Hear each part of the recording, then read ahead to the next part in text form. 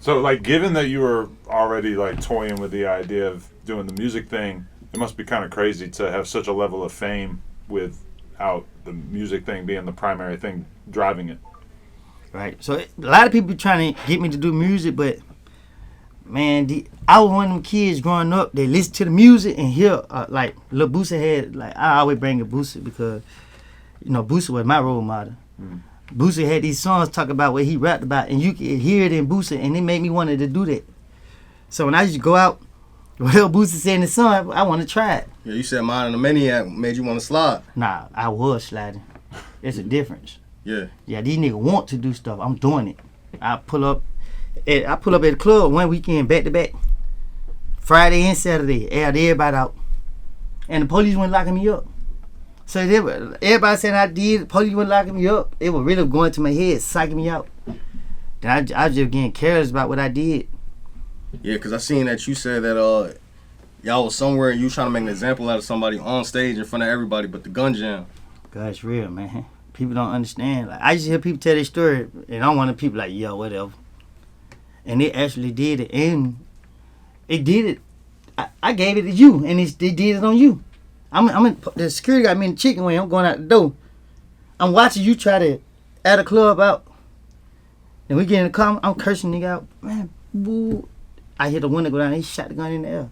Yeah. So it was that your anger was that mad where you wanted to make an example out of everybody in front of everybody. You didn't care. Yeah, Who seen it that day?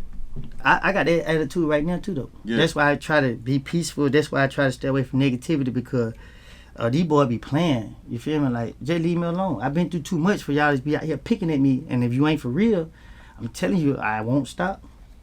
But a lot of people have the thing in their head where before they do something that is essentially them crashing out, they will think for a moment like, fuck, well, I don't want to go to jail for 20 years, so I'm going to not do this. Do you feel like you're kind of lacking that check on your behavior? I might get worse because like all this stuff is irritating me. You feel me? All this attention. And when these boys, I see a lot of people trying to mention my name, hope I respond to them. And I be praying that they stop because I'm like, okay, I'm not running to you. You don't think you have the self-control to just see somebody who's hating on you and just let it go?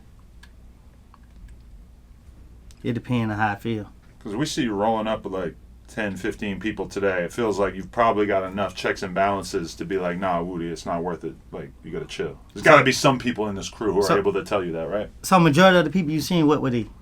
Kids, right? Well, there's a bunch of kids too, yeah. Right. So I had them kids with me because it's about them. And I can't lead showing that I want to be stupid. You feel what I'm saying? So I try to just show them where I was showed. There is more to life. You feel me? So I distract myself. That's why if you see I bowl every day, I go out spend money. Like everybody be talking about me. I'm in the streets. I'm spending money. But so those kids are probably like 10 to 15, I would guess. Right. Are those people you know from the neighborhood? They my nephews. Okay. A couple of them from the neighborhood, but they group.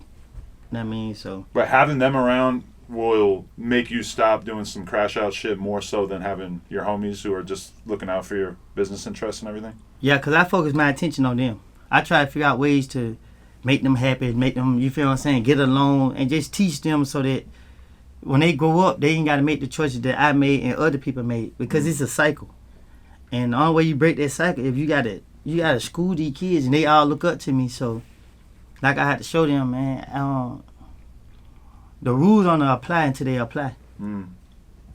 Yeah, because it's like, in terms of the new generation of Atlanta, there's like a lot of viral memes that be going around about, you know, rappers who are like crash outs, who are kind of making that shit sound cool in their music, and you see all these kids with the whippets and the drugs are getting crazier.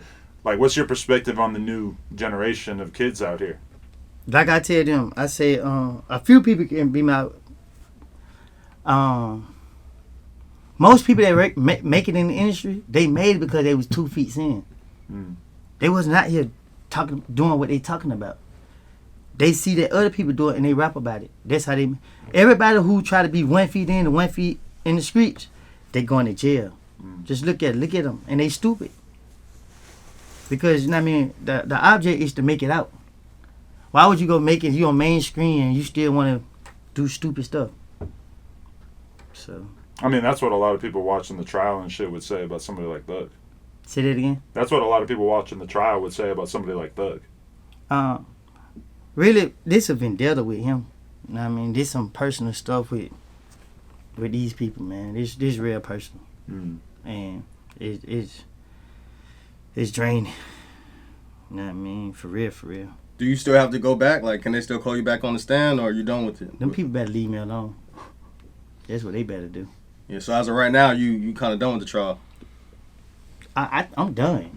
You know what I mean? Yeah, I'm done. I ain't studying nothing they talking about. I already told my lawyer I'm done. They call me back. They gonna regret it. It feels like most of your time spent on the stand has been trying to make them regret calling you in there in the first place. Because they knew I lied. You feel me? Like, I can't speak on it though. You know what I mean? Because they be watching everything I do. They already. They just took my car the other day, and I wasn't even driving. I was on a 4-wheeler. They took your car. Why? I had my manager driving my car while I go drop my 4-wheeler off. So the police was on the side of me. He ain't bothered me.